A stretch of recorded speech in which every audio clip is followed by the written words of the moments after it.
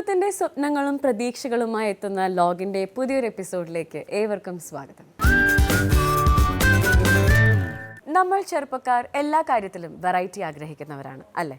പ്രത്യേകിച്ചും നമ്മുടെ വാഹനങ്ങളിൽ. അതിന് നമ്മളെ സഹായിക്കാൻ കഴിയുന്ന ഒരു ഗ്രൂപ്പിനെയാണ് ലോഗിൻ ഇന്ന് നിങ്ങൾക്ക് മുന്നിൽ പരിചയപ്പെടുത്തുന്നത്. കാർ മോഡിഫിക്കേഷനിലും പെയിൻറ്റിങ്ങിലും വൈവിധ്യമാർന്ന പരീക്ഷണങ്ങൾ നടത്തുന്ന തിരുവനന്തപുരത്തെ കൗടിയാറിലെ റീബൂട്ട് വർക്ക്ഷോപ്പിൻ്റെ വിശേഷങ്ങൾ കാണാം. ഹായ് വ്യൂസ്, എൻ്റെ പേര് നജീബ് എന്നാണ്. ഞാനിവിടെ ട്രിവാൻഡ്രത്ത് കൗടിയാർ ഗോൾഫ് ക്ലബിൻ്റെ സമീപമായിട്ട് റീബൂട്ട് എന്ന് പറഞ്ഞിട്ടൊരു കാറിൻ്റെ മോഡിഫൈഡിങ് ആൻഡ് ഡീറ്റെയിലിംഗ് സെൻ്ററുണ്ട്. അപ്പോൾ ഞാനും എൻ്റെ ഫ്രണ്ട് സഫീർ എന്ന് പറഞ്ഞിട്ട് നമ്മൾ രണ്ടുപേരുമായിട്ടാണ് ഈ എസ്റ്റാബ്ലിഷ്മെൻറ്റ് റൺ ചെയ്ത് കൊണ്ടുപോയിക്കൊണ്ടിരിക്കുന്നത്. നമ്മൾ മെയിനായിട്ട് ഇവിടെ ഫോക്കസ് ചെയ്യുന്നതെന്ന് പറഞ്ഞു കഴിഞ്ഞാൽ വണ്ടിയുടെ റീമോഡലിങ്, പെയിൻറ്റിങ്, മോഡിഫിക്കേഷൻ.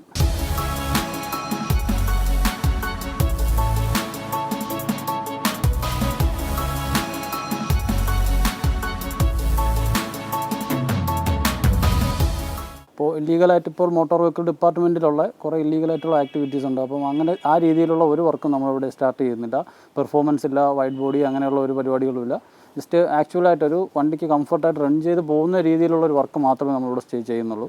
അതായത് നമുക്ക് എക്സ്റ്റീരിയറിൽ നിന്ന് ഒരാൾ കണ്ടു കഴിഞ്ഞാൽ അയാൾക്കൊരു ബ്യൂട്ടിഫിക്കേഷൻ തോന്നണം, എന്നാൽ നമ്മുടെ കസ്റ്റമർ ഓടിക്കുമ്പോൾ അയാൾക്കും ഒരു കംഫർട്ട് വരണം. അപ്പോൾ ആ രണ്ട് കാറ്റഗറിയും കൂടെ മെയിൻറ്റെയിൻ ചെയ്താണ് നമ്മൾ ഈ വർക്ക് സ്റ്റാർട്ട് ചെയ്ത് കൊണ്ടുപോയിക്കൊണ്ടിരിക്കുന്നത്.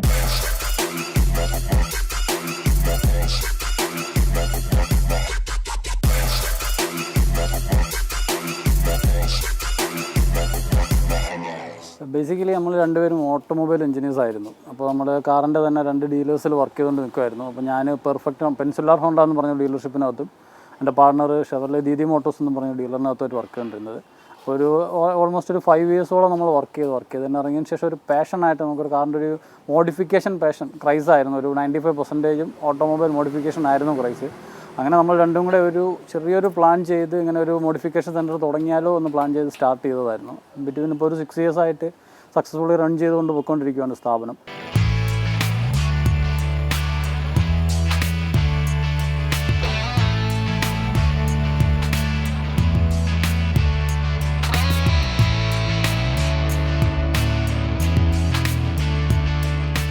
എക്സ്റ്റീരിയർ ബ്യൂട്ടിഫിക്കേഷൻ, അതിനകത്ത് പെയിൻറ്റിങ് ജോബ്സ്, മെറ്റൽ സ്കർട്ട് എന്ന് പറഞ്ഞാൽ പെർമനൻറ്റ് മെറ്റൽ സ്കർട്ട്, അത് വണ്ടിക്ക് ഭംഗി കൂട്ടാനായിട്ട് നമ്മൾ ആഡ് ചെയ്യുന്നതാണ്. അതിനകത്ത് വരുന്നത് മെഷ് വർക്ക് വരും. മെഷ് വർക്ക് എന്ന് പറഞ്ഞാൽ ഫ്രണ്ടിലെ മൗത്ത് നമ്മൾ തന്നെ ഒന്ന് റീചേഞ്ച് ചെയ്യുക, വണ്ടിയുടെ ഫേസ് ലിഫ്റ്റ് ചെയ്യുക എന്നാണ് ഉദ്ദേശിക്കുന്നത്. പിന്നെ കളർ ചേഞ്ച് എന്ന് പറയുമ്പോൾ അത് ഓപ്ഷനാണ്. കസ്റ്റമറുമായിട്ട് ഇൻട്രാക്ട് ചെയ്ത് അവർക്ക് ഏത് കളറിലോട്ട് പോകണം, അത് വണ്ടിക്ക് ചേരുന്ന രീതിയിൽ എന്താണ് വരുന്നത് അതിനനുസരിച്ച് ചെയ്ത് കൊടുക്കുകയാണ് ചെയ്യുന്നത്. അപ്പോൾ ബ്ലൂ അത് നമ്മൾ തന്നെ RC ബുക്ക് അങ്ങനെയുള്ള കാര്യങ്ങൾ കസ്റ്റമറിന് തന്നെ ബുദ്ധിമുട്ടില്ലാത്ത രീതിയിൽ ചേഞ്ച് ചെയ്ത് കൊടുക്കുകയും ചെയ്യാറുണ്ട് ഇവിടെ നിന്ന്.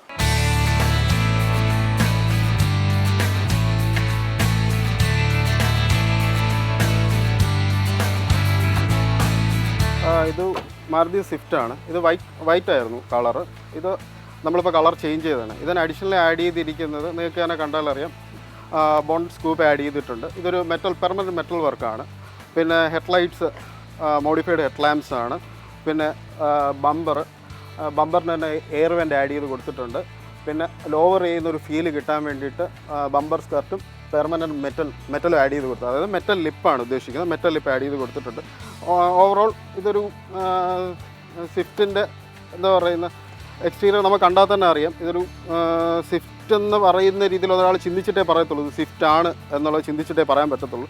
പിന്നെ എടുത്ത് പറയുന്ന രീതിയിൽ ഇതിൻ്റെ മെഷ് വർക്കാണ്. ഇതൊരു മെറ്റൽ മെഷ് വർക്കാണ്. കാര്യം ഇതിൻ്റെ മെക്കാനിക്കൽ പാർട്ടിനെ എഫക്റ്റ് ചെയ്യുന്ന രീതിയിലൊന്നും ചെയ്തിട്ടില്ല. എയർ കൂടുതലായിട്ട് അകത്തോട്ട് എഞ്ചിനിലോട്ട് കയറുന്ന രീതിയിൽ തന്നെയാണ് ഇതിൻ്റെ ഡിസൈൻ ചെയ്തിരിക്കുന്നത്. നിങ്ങൾക്ക് കണ്ടാൽ തന്നെ അറിയാൻ പറ്റും. എയർ കൂടുതലായിട്ട് കണ്ടൻസർ കയറിപ്പോകുന്ന രീതിയിൽ തന്നെയാണ് ഇത് ഡിസൈൻ ചെയ്ത് വെച്ചിരിക്കുന്നത്. ഇത് ഫോർഡ് ഫോക്കസിൻ്റെ ഒരു കളറാണ്. ഇപ്പോഴായിട്ട് ഇറങ്ങി വരുന്നതേ ഉള്ളൂ. ഫോർഡ് ഫോക്കസിൻ്റെ ഒരു കളറാണിത്. 16 ഇഞ്ചാണ് ഇതിൻ്റെ അലോയ് വീൽ. ഇതും ഒരു ഇതാണ് പെയിൻറ്റ് ജോബാണ് ചെയ്തിരിക്കുന്നത്. നിങ്ങൾക്ക് കണ്ടാൽ തന്നെ ഒരു ഗ്രേ ഫിനിഷിൽ വണ്ടിക്ക് ചേരുന്ന രീതിയിൽ അലോയ് നമ്മൾ പെയിൻറ്റ് ചെയ്താണ് എടുത്തിരിക്കുന്നത്. ഒരു സെമി ഗ്ലോ ആണ്. പിന്നെ ഇൻറ്റീരിയേഴ്സ് പറയുവാണെങ്കിൽ സീറ്റ്സ് എല്ലാം ചേരുന്ന രീതിയിലൊരു മോൾഡിംഗ് ആണ് സീറ്റ്സ്. അതായത് കസ്റ്റമറിൻ്റെ ഒരു ഹൈറ്റ് വെയ്റ്റ് കിട്ടുന്ന രീതിയിൽ പുള്ളിയുടെ ഒരു മെഷർമെൻറ്റിലുള്ള സീറ്റ്സാണ് ചെയ്തിരിക്കുന്നത്. തൈ സപ്പോർട്ട്, വിങ്സ്, ആംബ്രസ്റ്റ് അതെല്ലാം. പിന്നെ ഒരു കോൺട്രാസ്റ്റ് കളറോട് കൂടിയിട്ടാണ് ഇത് ചെയ്തിരിക്കുന്നത്. ഇൻറ്റീരിയേഴ്സ് നോക്കിയാൽ അറിയാം. ഹാൻഡ് മെയ്ഡ് സ്റ്റിച്ചിങ് ആണ്. സ്റ്റിയറിംഗ്, ഗിയർ നോബ്സ് അതെല്ലാം ഹാൻഡ് മെയ്ഡായിട്ട് സ്റ്റിച്ച് ചെയ്തെടുക്കുന്നതാണ്. സൈഡ് ലിപ്പിനും നമ്മൾ അഡീഷണലി ഒരു മെറ്റൽ ലിപ്പ് കൊടുത്തിട്ടുണ്ട്. ഇത് ഒരർത്ഥത്തിൽ നമുക്ക് ഗ്രൗണ്ട് ക്ലിയറൻസ് സെൻസ് ചെയ്യാൻ പറ്റും. പിന്നെ ഇതിൻ്റെ പുറകത്തിൽ നമ്മളൊരു ഡിഫ്യൂസറാണ് ഉദ്ദേശിക്കുന്നത്. ഡിഫ്യൂസർ കണ്ടാൽ തന്നെ അറിയാൻ പറ്റും. ഒരു മെറ്റൽ സ്കർട്ടിൽ ഒരു ഡിഫ്യൂസർ ഹാൻഡ് മെയ്ഡിൽ ചെയ്തെടുത്തിരിക്കുകയാണ്. സ്വിഫ്റ്റിന് കിട്ടാൻ ബുദ്ധിമുട്ടാണ്, അതുകൊണ്ട് നമ്മൾ ഹാൻഡ് മെയ്ഡായിട്ട് ചെയ്തെടുത്തിരിക്കുന്നതാണ്. ഡ്യുവൽ എക്സോസ്റ്റോട് കൂടി ചെയ്തെടുത്തിരിക്കുന്നതാണ്.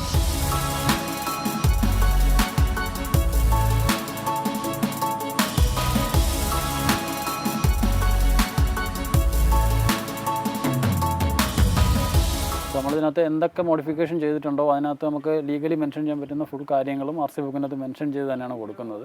അപ്പോൾ RTO കൊണ്ട് എന്തായാലും നമ്മുടെ വണ്ടി RTOയുടെ മുമ്പിൽ സബ്മിറ്റ് ചെയ്ത് അവർ വന്ന് വെരിഫൈ ചെയ്തതിന് ശേഷം മാത്രമേ നമുക്ക് അതിനകത്ത് കളർ ആഡ് ചെയ്ത് തരത്തുള്ളൂ. അപ്പോൾ അതിനകത്ത് ചെയ്തേക്കുന്ന എല്ലാ കാര്യങ്ങളും ഒരു RTO നമ്മളോട് എന്തെങ്കിലും ചോദിച്ചു കഴിഞ്ഞാലും നമുക്ക് തിരിച്ച് പറയാൻ പറ്റും. ഒരു പെഡസ്ട്രിയൽ സേഫ്റ്റി നോക്കുകയാണെന്നുണ്ടെങ്കിലും എല്ലാ കാര്യങ്ങളും നമുക്ക് പറയാൻ പറ്റും. ഒരു ടയറിൻ്റെ തന്നെ ആംഗിൾ നോക്കിക്കഴിഞ്ഞാൽ ബോഡിയുമായിട്ട് ചേർന്ന് തന്നെ നിൽക്കുന്നത്. ടയർ ബോഡിയിൽ നിന്ന് പുറത്തോട്ട് വരുന്നില്ല. അപ്പം പുറത്തോട്ട് വന്നു കഴിഞ്ഞാൽ ലീഗലി നോക്കി കഴിഞ്ഞാൽ അവർക്കൊരു ബുദ്ധിമുട്ടായിരിക്കും പെർമിഷൻ തരാനായിട്ട്. പിന്നെ അതുപോലെ ലൈറ്റ്സിൻ്റെ കേസാണെങ്കിലും അത് കസ്റ്റമറിൻ്റെ ഒരു സാറ്റിസ്ഫാക്ഷൻ ലെവലിന് വേണ്ടി സെനോൺ ലൈറ്റ്സ് യൂസ് ചെയ്യുന്നു എന്നുള്ളതേ ഉള്ളൂ. ഇപ്പം പ്രീമിയം സെഗ്മെൻറ്റിലെ കാറുകളിൽ പ്ലാന്റിൽ നിന്ന് ഇൻബിൽറ്റ് ചെയ്ത് വരുന്നത് കൊണ്ട് നമുക്കതിപ്പോൾ ലീഗലി പറഞ്ഞ് നിൽക്കാൻ പറ്റുന്ന കാര്യമാണ്. അപ്പോൾ വേറെ പെർമിഷനായിട്ട് സെപ്പറേറ്റ് എടുക്കേണ്ട കാര്യമല്ല. ഇൻബിൽറ്റ് ഒറ്റ മോഡിഫൈഡ് ലൈറ്റ് അസംബ്ലി ആയിട്ട് തന്നെ മേടിച്ച് വെക്കുകയാണ് ചെയ്യുന്നത്. അതിനകത്ത് ഇൻഡിക്കേറ്ററും പാർക്കും ഡിമ്മും ബ്രൈറ്റും എല്ലാം സെറ്റ് ചെയ്തിട്ടുള്ള ലൈറ്റ്സ് തന്നെയാണ് ചെയ്യുന്നത്. ടൈൽ ലാമ്പിൻ്റെ കാര്യവും സെയിം തന്നെ ആയിട്ടാണ്. നമുക്ക് കസ്റ്റമറിന് വിസിബിൾ ചെയ്യാൻ പറ്റും. ഒരു പെഡസ്ട്രിയൻ ആണെങ്കിൽ നോക്കിക്കഴിഞ്ഞാൽ ലൈറ്റ്സും ബാക്കിയുള്ള കാര്യങ്ങളെല്ലാം കാണാൻ പറ്റും. അങ്ങനെ ഒരു ആംഗിൾ തന്നെയാണ് എല്ലാ ലൈറ്റ്സും പൊസിഷൻ ചെയ്തിരിക്കുന്നത്. പിന്നെ വണ്ടിയുടെ മോഡിഫിക്കേഷൻ ചെയ്തിരിക്കുന്ന നമ്മൾ ഫ്രണ്ടിലെ ലിപ്സ് നോക്കി കഴിഞ്ഞ് കഴിഞ്ഞാലും ഒരു ആക്സിഡൻറ്റ് ആയിക്കഴിഞ്ഞാലും ഒരാൾക്കൊരു പെഡസ്ട്രിയലിന് ഒരു ഡാമേജ് വരാത്ത രീതിയിലുള്ള ഒരു കൺസ്ട്രക്ഷനാണ് ചെയ്തേക്കുന്നത്. അപ്പോൾ ഫുള്ളി മെറ്റലായിട്ട് തന്നെയാണ് ചെയ്തേക്കുന്നത്. അപ്പോൾ ബമ്പർ നമുക്ക് മൗൾഡ് ചെയ്ത് ഇളക്കി കഴിഞ്ഞാലും ആ മെറ്റൽ നമുക്ക് സെപ്പറേറ്റ് സ്ക്രൂ ചെയ്ത് ഇളക്കി മാറ്റാം എന്നുള്ളതേ ഉള്ളൂ. പിന്നെ നമുക്കൊരു ക്ലിയറൻസിൻ്റെ ഒരു പ്രോബ്ലം മാത്രമേ ഒരു ഡീമെറിറ്റായിട്ട് പറയാൻ പറ്റത്തുള്ളൂ. വണ്ടി കുറച്ചും കൂടെ കെയർ ചെയ്ത് ഡ്രൈവ് ചെയ്യേണ്ടി വരും. കാര്യം ഒരു മോഡിഫൈ ചെയ്യുമ്പോൾ സ്വാഭാവികമായിട്ടും ആ ഒരു കസ്റ്റമറിന് ഒരു ഫീൽ വേണം. ഒരു എക്സ്റ്റീരിയർ ഫീലും കൂടെ കിട്ടാൻ വേണ്ടിയായിട്ട് ഈ ഒരു ലോവറിങ് ഫീലിൽ ചെയ്യുന്നത്. അപ്പോൾ നമ്മൾ സസ്പെൻഷൻ ലോവറിങ് അങ്ങനെ വേറെ ഒന്നും ചെയ്ത് കൊടുക്കാറില്ല. അത് റൈഡിങ് കംഫർട്ടിനെ ബാധിക്കും. അപ്പോൾ സ്വാഭാവികമായിട്ടും ഒരു കാഴ്ചയ്ക്ക് ഒരു ഫീൽ കിട്ടാൻ വേണ്ടി നമ്മൾ സ്കർട്ടിങ്ങും അതിൻ്റെ താഴെ ഒരു മെറ്റൽ ലിപ്പും കൂടെ ആഡ് ചെയ്താണ് ഫ്രണ്ടും ബാക്കും സൈഡും എല്ലാം ചെയ്ത് വെച്ചിരിക്കുന്നത്.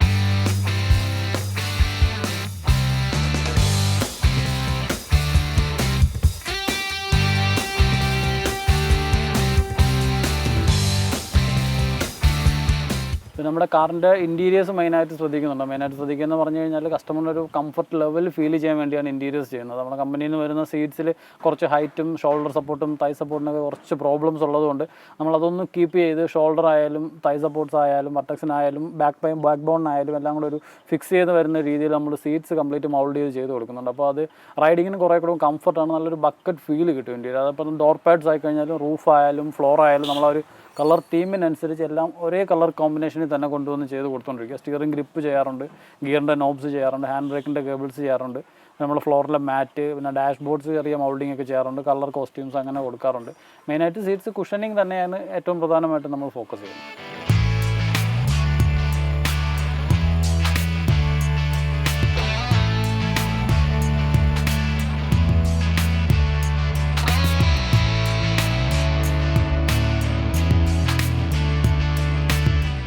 ഓട്ടോമൊബൈൽ കസ്റ്റമൈസേഷൻ അല്ലാണ്ട് നമ്മുടെ ഒരു നോർമൽ പെയിൻറ്റിങ്, പാച്ച് വർക്ക് അങ്ങനെ ഒരു ഫീൽഡ് നമ്മൾ കോൺസെൻട്രേഷൻ ചെയ്യുന്നുണ്ട്. കാര്യം ഇപ്പോൾ ഉള്ള എല്ലാ പ്രൊഫൈലിലുള്ള കസ്റ്റമേഴ്സ്, ഇപ്പോൾ ഒരു പ്രീമിയം സെഗ്മെൻ്റ് ആയി കഴിഞ്ഞാൽ നമുക്ക് ട്രിവാൻഡ്രത്ത് ഡിസ്ട്രിബ്യൂഷൻ ഇല്ലാത്ത ഒരുപാട് കമ്പനികളുണ്ട്. ജാഗോർ, BMW, ഓഡി അങ്ങനെയുള്ള ഒരുപാട് കമ്പനികളുണ്ട്.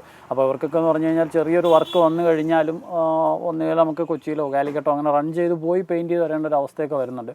അപ്പോൾ നമുക്കിവിടെ ട്രിവാൻഡ്രത്തുള്ള ഓൾമോസ്റ്റ് ഒരു പ്രീമിയം സെഗ്മെൻറ്റുള്ള കസ്റ്റമേഴ്സ് എല്ലാം സാറ്റിസ്ഫൈഡ് ആണ്. അപ്പോൾ ഇൻഷുറൻസ് ആയാലും ഇൻഷുറൻസ് റിലേറ്റഡ് ആയിട്ടുള്ള ക്ലെയിം ആയാലും അത് നമുക്ക് റീംബേഴ്സ്മെൻറ്റ്, ക്യാഷ്ലെസ് ആയിട്ടുള്ള ഫെസിലിറ്റി അതെല്ലാം നമ്മൾ അറേഞ്ച് ചെയ്ത് കൊടുക്കുന്നുണ്ട്. പിന്നെ വണ്ടിയുടെ exterior beautification, polishing, interior cleaning, value added service പോലെ തന്നെ അണ്ടർ ബോഡി കോട്ടിങ് ചെയ്യാറുണ്ട്, അലോയ് വീൽ പ്രൊട്ടക്ഷൻ ചെയ്യാറുണ്ട്, ഗ്ലാസ് ക്ലീനിങ് അങ്ങനെയുള്ള കാര്യങ്ങൾ കംപ്ലീറ്റ്. ഹെഡ് ലാമ്പ് ഫുള്ള് റീഫാബ്രിക്കേഷൻ ചെയ്ത് ക്ലിയർ ചെയ്ത് കൊടുക്കുന്നുണ്ട്.